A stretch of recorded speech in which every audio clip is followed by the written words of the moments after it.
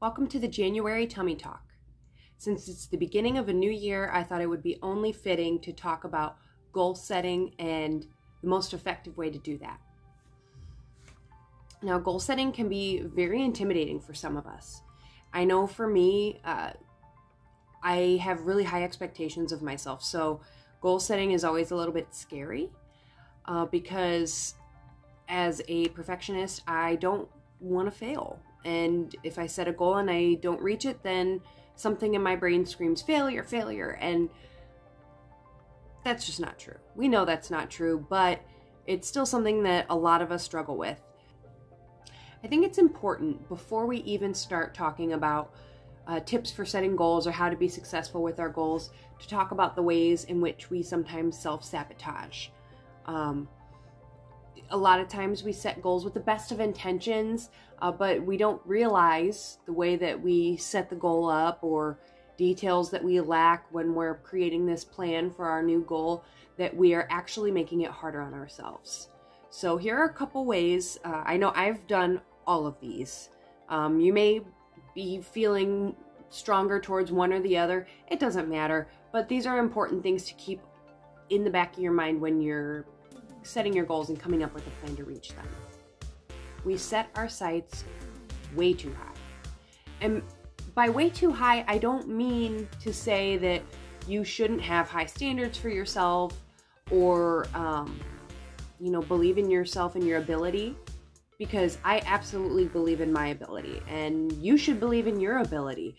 We have far greater potential than we realize. However, let's say you set a goal to work out more often for the year of 2022. But right now, you're lucky if you squeeze in like 1 or 2 times a week for 20, 30 minutes. That's where you're at right now. And you want to do more. So you set this goal to work out for 2 hours a day, 6 days a week. I mean, maybe by the end of the year, you could get there, but you're not going to go from 1 or 2 20-minute sessions a week all the way up to 2 hours, 6 days a week. That's just unrealistic.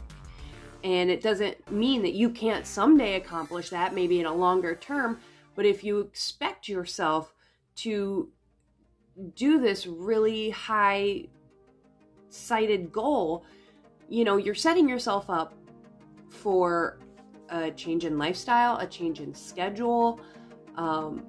It's not something you can slowly work in or work up to. It becomes this big, huge thing where suddenly everything in your life has to be rearranged, and that's just not realistic most of the time.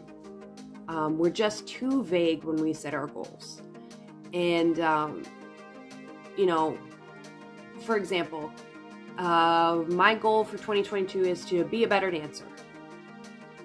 Well, what is a better dancer? Does that mean that I'm going to have more knowledge of the origins of the music that I dance to? Does that mean that I'm going to focus on learning new skills or perfecting skills that I already know? Does that mean that I'm going to, invest a bunch of money into more professional costumes? It could be a million different things. So just be a better dancer, what does that even mean? There's no way to measure that. So we have to be more specific with our goals. We can't just set this really vague, kind of loose idea of a goal. You really want to envision what it is that you want to accomplish when you're writing down your goals. We oftentimes don't set a deadline, or we set a deadline that's a little too far away. And the problem with that is, let's go back to the exercising more goal. If you want to exercise more, but you're kind of vague and you don't have a plan in place, and you don't have a specific deadline of, okay, by February 1st, I'm going to be exercising this much. By March 1st, I'm going to be doing it this much. You don't have these checkpoints or these deadlines. I don't know about you, but it's really easy if I have a whole year to accomplish something to tell myself, oh, I've got a year. It's January. It's fine. I'll eat more healthy tomorrow. So it's really, really easy to kind of procrastinate our goals, push them away, or just lose track of them over time if we don't have solid deadlines in place. All right, so let's talk about how to set an effective goal. The most common strategy that I'm sure most of us have heard of is SMART goals, S-M-A-R-T. And each letter stands for a different aspect of your goal. And your goal should be specific, measurable, attainable, realistic, and timely. So that means that you want to make sure your goal has all, when you're writing down your goal, it shouldn't just be one 4-word sentence. You know, you're going to have a little more substance to it to make sure that all of those bits and pieces are included in your goal. And you know, you can write it as a paragraph, you can write it as a list, whichever format's going to work for you, but you want to make sure that all of those aspects are included when you create your goal. So I have 2 other strategies that I want to talk about a little bit. The first one is called Stop, Start, Continue, and I heard this one on a podcast, and I really, really liked it. This is something that you don't have to do just on January 1st when you're setting your New Year's resolutions or whatever. This can be something that you do every week or every month to help you stay on track with where you want to be. And it doesn't necessarily just have to be about your health or your fitness or your dance. This can be applied to any area of your life. In fact, actually everything that we're talking about in this particular video can be applied to all the different aspects of your life. So the podcast that I heard this on is called Mindset Mentor. And I found it on Spotify. It's a really interesting podcast. It's all about getting motivated and learning new strategies to reach your goals, whether it be in business or health or whatever it is that you're trying to work on. So, Stop, Start, Continue is an exercise where you take all the different areas of your life. So, you know, relationships, finance, health, fun and recreation, work. You take all these different categories and one at a time, you want to rate them 1 to 10. 1 being literally the worst freaking thing it could possibly be. 10 being it could not be any better.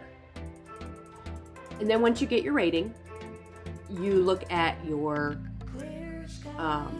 look at one section at a time and you think, okay, what is one thing in this area I could stop doing? So let's say I'm looking at my health section. One thing in my health section that I could stop doing is ordering takeout all the time. I do it a lot more than I should, for sure. So I want to stop going to drive-thrus. What is something in the health area I want to start doing? I want to start drinking a gallon of water a day. And then continue. This one, I think, is the key. What is something in that area of your life that you want to continue doing, that you already feel good about, you already feel like is a successful part of your life that you want to keep going with? So I want to continue taking my meds on time every single day. The reason why that continue part to me is key is because it's very, very easy to be overly critical of ourselves. I know I'm very critical of myself, so if I'm making this big long list of all this crap that I need to stop doing, I'm gonna feel like crap. You know, I'm gonna feel overwhelmed. There's just too many things that I'm doing wrong in my life, and it's overwhelming. But with the continue piece at the end, you're finishing that goal setting with something positive, something that you're doing right, something that already feels really good in your life. So it's a good way to keep you motivated and to help to remind you that you're already doing a great job. So that is a really great exercise to try, especially if you're not entirely sure what you want your goals to be. And finally, this one I have the least knowledge about, but I still wanted to talk about it because I'm super excited. I'm currently reading a book called Tiny Habits, and I forgot to write down the author's name in my notes, but I will make sure to include it in the description of this post. So Tiny Habits is a behavioral model that the author created after many, many, many years of study, not only on himself and experimenting on himself, but in working with others as well. So this isn't just something that some guy came up with and decided to make into a book. A lot of research and experimentation went into this. Anyway, so Tiny Habits is a behavioral model, and the way the author describes it so far is that we have motivation and we have ability. And then there's this little arc in between. And if you have enough motivation and enough ability, you're going to be in what he calls like the action zone. And you're going to be motivated enough to do a certain behavior. And I know it sounds kind of weird because I don't have the graph, but let me keep going. I think it'll make sense. So anyway,